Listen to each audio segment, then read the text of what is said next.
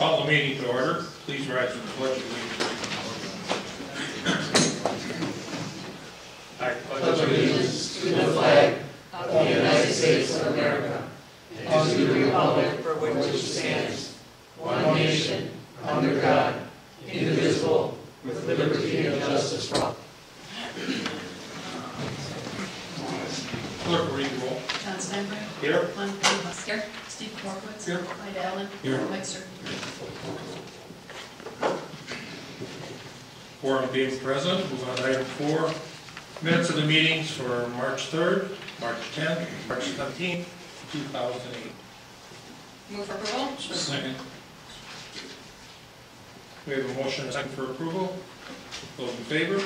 Aye. Opposed? So carried. That brings us to item 5, citizens' comments. There are no sign-ups tonight, Mr. President. That brings us to item 6, administrator's report. There's no report tonight, Mr. President. Brings us to item 7, new business. First item being item A, and that is to consider resolution 08-11 and 08-12, and this is to support Planning Commission amendments to the Village Comprehensive Land Use Plan and the Pleasant Farms Neighborhood Plan. Mr. President, we have two resolutions this evening, 08-11 and 08-12, and these are relating to neighborhood plan amendments. As you know, neighborhood plans are components of the Village's Comprehensive Plan and the Village's Comprehensive Land Use Plan. The neighborhood plan amendments that we're talking about this evening pertain to the Pleasant Farms neighborhood. This is an area that's bounded by the CP Railway east of 88th Avenue on the east, I-94 on the west, Bain Station Road on the north, and approximately 93rd Place on the south. The neighborhood is primarily farmland with a number of home sites adjacent to the arterial roadways, with the exception of residential development in the vicinity of C and 104th Avenue. The Heritage Valley subdivision is located south of Highway C, and along 114th Avenue south of C is River Road, and there's some scattered residential home sites at that location as well. But as you can see, most of this particular neighborhood is either farmland or conservancy. Village's comprehensive plan indicates that a high school site with a major park would be located in the southeastern portion of the neighborhood. That's the area that's designated in the blue at the very southeast corner. A community commercial development would be located at I-94 and C. This is a freeway-oriented development, and at this time it's shown as a crosshatched area and identified with the letter F in a circle out by the interstate. The area east of the CP Railway would be industrial, and that area is identified as the purplish color on the map. And the remainder of the land would be developed as a residential land use, with the preservation of environmental corridors, floodplain, and wetland, which runs along the western portion of the property adjacent to the Des Plaines River. The Pleasant Farms neighborhood plan can be broken down as follows. Freeway commercial areas identified as red on the map is approximately 14 acres. The industrial land, which is just east of 88th Avenue, is identified as about 54 acres. Institutional land is identified with 102 acres. And again, most of that is for a future proposed high school site. There's also a site that is owned by the Village of Pleasant Prairie where the existing sewage treatment plant is located. Open space within this neighborhood comprises about 480 acres, which is a very large area. Again, it's made up of the Des Plaines River watershed, floodplain, wetland, the wildlife habitat areas, upland conservancy, and primary environmental corridor. The largest urban land use within this neighborhood is residential, and it's shown to be approximately 430 acres. Within this neighborhood, there are approximately 80 existing single-family homes and lots, and there are 779 new single-family lots proposed.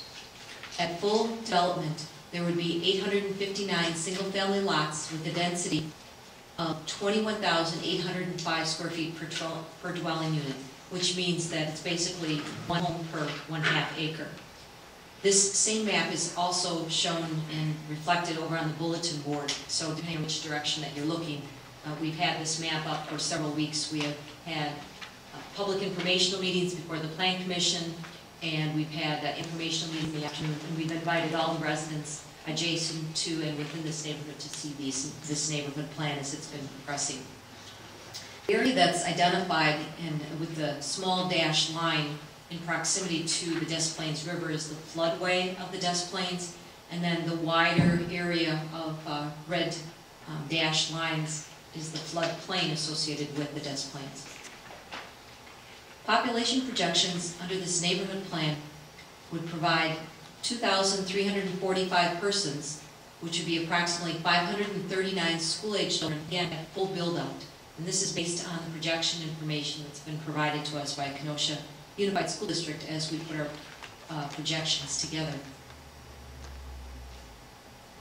The comprehensive land use plan amendments, these are amendments that are proposed so that this neighborhood plan will conform with the comprehensive land use plan. And as you can see, we've got some changes that have been made since 1996. I'll highlight a couple of these changes. First of all, up by the interstate, we have made some minor modifications with respect to the freeway-oriented commercial land area. This comes as a result of the relocated frontage road system and the rebuilding of the C interchange. The government and institutional change that you can see somewhat in the center of the property will be modified when the sewer D plant is abandoned and the land area surrounding the plant is reduced down to just enough land for a lift station site. So we are making some minor modifications with respect to the government institutional at that location.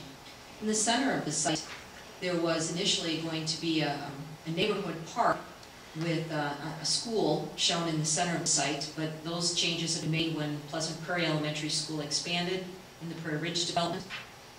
We have another modification with the south end of this neighborhood. There's an M and a triangle that's shown, and it's identified as a major park. We actually just shifted that down to the Prairie Springs Park area, where our major park is located in the village. We've also made some modifications just at the very south end to show some potential recreational land use just north of the parkland and south of the school site. The final change is that we've reoriented the school future land use designation. Instead of running more east-west, the future high school site, 90-acre site, is more of a north-south orientation just to the west of 88th Avenue. A couple other changes that we made is that there is a cemetery that should be identified as government and institutional, and the site just east of 88th Avenue that was going to be identified for the Badger Power Plant, we've identified that as a light industrial area as instead of an energy site for a future power plant. Those are the amendments and modifications to the neighborhood plan. At the Plan Commission meeting, there were a couple of items that were brought up with respect to making some modifications to protect two oak savannas on the west side of the neighborhood, just south of the sewage treatment plant area. And we have made modifications to some cul-de-sacs, as you can see in your packets, that reflect the preservation of those particular stands of oak trees.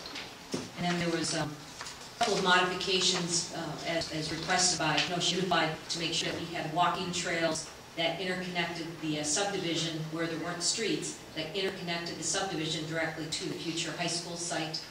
We've also looked at some of the walkways and the sidewalks around the high school and leading northwards in 94th Avenue towards Prairie Ridge, and we made some adjustments so that those were properly reflected. Those were primarily the comments that came in at the Plan Commission meeting, so we made sure that all those items had been addressed. The other unique thing, and you really can't see in this plan right here, is that we are contemplating